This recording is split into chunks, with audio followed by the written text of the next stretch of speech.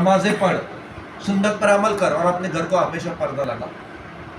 اس نے پردہ لگایا، اطاعت خداوندی کرنے لگا، تھوڑی دنوں کے اندر اللہ کا فضل و کرم ہوا، غوث الاعظم کے صدقے میں اس کی کمائی میں برکت بھی آنے لگی، پیسہ بھی بچنے لگا۔ پھر خوشی خوشی سے دوڑے دوڑے آیا اور کہنے لگا سرکار کیا وظیفہ آپ نے بتایا، اطاعت خداوندی کر، پردہ لگا، بے شمار برکت، اور واقعی میرے گھر میں برکت آ گئی۔ پیران پیر مسکراتے کہتے جانتا ہے برکت کیوں چلی جاتی تھی؟ نہیں، تیرا گھر جو ہے چونکہ روڈ کے سامنے تھا، راستے کے سامنے تھا، ہر آنے جانے والا تاکتا تھا، اور تیرے گھر میں بے نمازی کی نظر پڑتی تھی، بے نمازی کی نظر پڑتی تھی، بے نمازی کی نظر پڑتی تھی، جس کی وجہ سے تیرے گھر کی برکت چلے جاتی۔ اللہ اللہ، توبہ کیجئے ایمان والو، جو نماز نہیں پڑھتی وہ توبہ کیجئے۔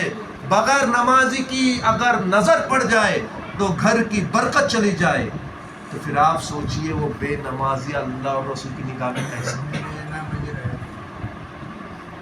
پیارے اسلامی بھائیوں، ہاتھ جوڑ کر بنتی ہے، دنیا ادھر کی ادھر ہو جائے، کچھ بھی ہو جائے، نماز کی سب سے پہلے پابندی کرو، اور نماز میں بھی بعد جماعت پڑھنے کی پابندی کرو، اور رسول سے محبت رکھو اور رسول کی سنت پر عمل کرو۔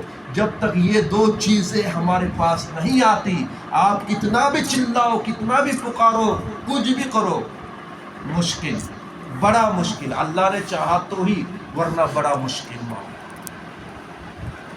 تھوڑا میں نے کڑک کہا، جوش میں کہا، اگر مجھ سے کچھ غلطی ہو گئی ہو تو معافی بھی چاہتا ہوں، لیکن حق بات کہنا بہت ضروری ہے۔